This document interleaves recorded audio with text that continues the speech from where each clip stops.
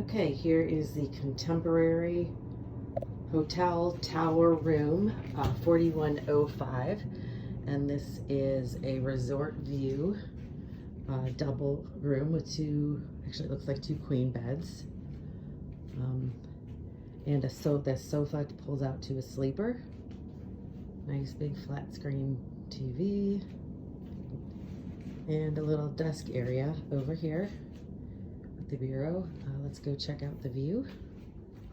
Got a nice patio, really nice patio behind the curtains here, with a view of the pool. And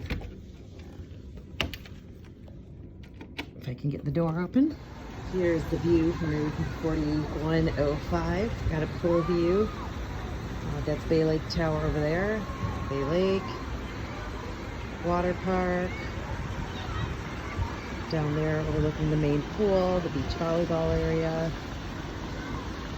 And back over to the garden wings and the wilderness lodge in the difference. Got a nice big patio too with chairs on it. Nice place to relax after being out all day.